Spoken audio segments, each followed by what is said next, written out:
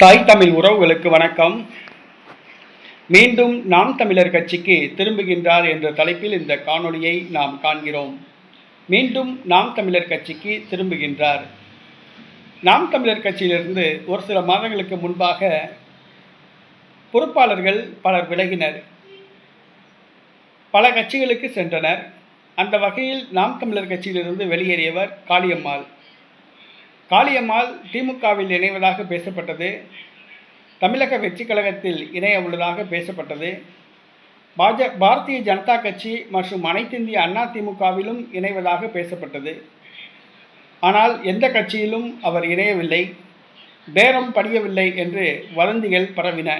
இந்த சூழ்நிலையில் ஏறத்தாழ ஒரு 6 மாத கால வனவாசத்துக்கு பின்பு மீண்டும் அரசியலில் களமிறங்க காளியம்மாள் திட்டமிட்டுள்ளார். தாய் கட்சியான நாம் தமிழர் கட்சிக்கே திரும்புகின்றார். நாம் தமிழர் கட்சியில் இணைந்து மீண்டும் அரசியலில் ஈடுபட விரும்புகிறார். இதற்காக நாம் தமிழர் கட்சிக்கு தூதுவிட்டுள்ளார் என்று கூறப்படுகிறது. விரைவில் காளியம்மாள் நாம் தமிழர் கட்சியில் இணையலாம் என்று கூறப்படுகிறது. வருகிற சட்டசபை தேர்தலில் நாம் தமிழர் கட்சி வேட்பாளர்களுக்காக காளியம்மாள் பிரச்சாரம் செய்யலாம் என்று எதிர்பார்க்கப்படுகிறது.